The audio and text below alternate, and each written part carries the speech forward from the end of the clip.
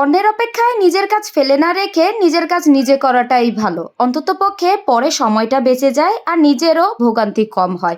Hello everyone, আসসালামু আলাইকুম। সবাইকে অবশ্যই আগে জুম্মা মোবারক। বেশ অনেকদিন পর আজকে একটা ব্লগ শেয়ার করছি। এতদিন তো অনেক ভারী একটা ব্যস্ত সময় পার করেছি, বাচ্চাদের পরীক্ষা, আমার আরও আদার্স অনেক কিছু মিলিয়ে ঝামেলাই ছিলাম। তো যাই হোক, আজকে শুক্রবারের একটা তাজা তাজা ব্লগ শেয়ার করি। আজ শুক্রবার দুপুরে রান্নাবান্না থেকেই শুরু করছি, কারণ আজকে হাতে অনেক কাজ, সবগুলা কাজ সারতে হবে। তো আমি গরুর মাংস ভুনা করতেছিলাম আর এক পাশ থেকে তেলাপিয়া মাছ ভাজতেছিলাম, আর সাথে এই পটলগুলো কাটতে হবে। আর এই তো গরুর মাংসগুলো কষানো হয়ে গিয়েছে, এখন আমি আলু দিয়ে ঝোলের পানি দিয়ে দিব। একদিকে গরুর মাংসটা হতে থাকবে আর আমি আরেক দিক থেকে তেলাপিয়া মাছগুলো ভাজতে দিয়েছি, আর মাছগুলো উল্টাতে গিয়ে কড়াই থেকেই পড়ে যাচ্ছে। এত তাড়াহুড়া করে কাজ করতেছিলাম, একদিকে হচ্ছে আমি তরকারিগুলো কাটতেছিলাম, তার উপরে আবার রান্নাবান্নাও দুই পাশ থেকে চড়াইছি। আর এরই মাঝখানে তো আমার আরও কত কাজ আছে। রান্নাঘরে কি আর এক হাতে একটা কাজ থাকে? একসাথে কয়েকটা কাজই করা হয়ে যায়। তো গরু মাংসটা আমি তো ঝোল পানি দিয়ে বসাই দিলাম, আর এই যে মাছ ভাজাগুলো কিন্তু হয়ে গিয়েছে। আর এখন পটলগুলো আমি ছিলে নিব। আজকে পটল এনেছিলাম। পটল আনার কারণ হচ্ছে প্রতিদিন দুন্দুলি বেশিরভাগ খাওয়া হয়, আর না হয় টমেটো দিয়ে মাছ ভুনা খাওয়া হয়। এভাবে আসলে তরকারি না খাইয়েও চলে না, এই জন্য ভাবলাম যে আজকে পটল রান্না করি। কিন্তু পটল রান্না করাও আমাদের বাসায় আবার এক বিশাল ঝামেলা আছে।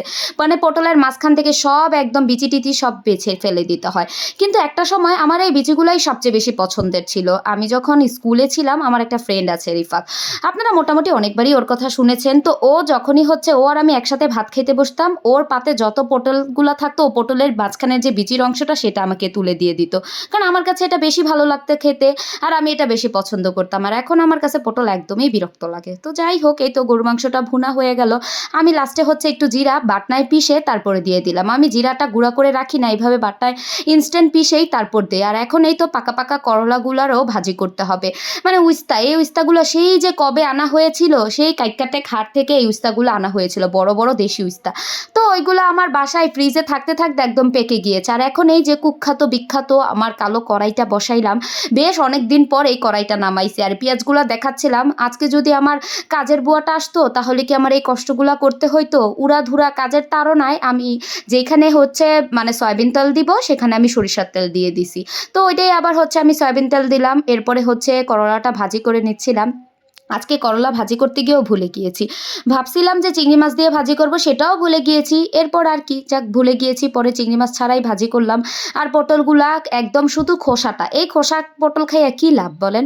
তো যাই হোক, কী করব, বাচ্চারা একদমই পছন্দ করে না। ওদের যদি পটলের বিচি একটা মুখে পড়ে তাহলে পুরো ভাতটাই ফেলে দেয়। তো এই জন্য দেখা যায় আমি পটলের বিচিগুলো সব ফেলে তারপরেই রান্না করি। তো আমি এই তো সুন্দর মতো পটলগুলা ভাইজা রান্না করেছিলাম। আর এখন এই যে করলাটা আজকে একদম ভাজা ভাজা করে ভাজি করেছি।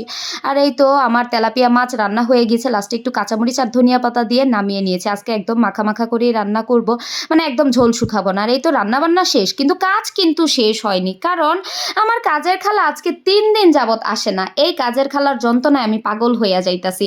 ভাই, নিজের কাজ নিজে করা অনেক ভালো, এই জন্য আমি মাঝখানে একদমই কোনোদিন কাজের খালা টালা রাখতাম না। এখন আমি মানে এত কাজ করে আমি হাঁপাইয়া উঠি, সময়ই পাই না, টাইম মেনটেন করতে পারি না, যার কারণে আমার এই যে কাজের বুয়াটা রাখছি, সে আজকে 3 দিন যাবত আসে না।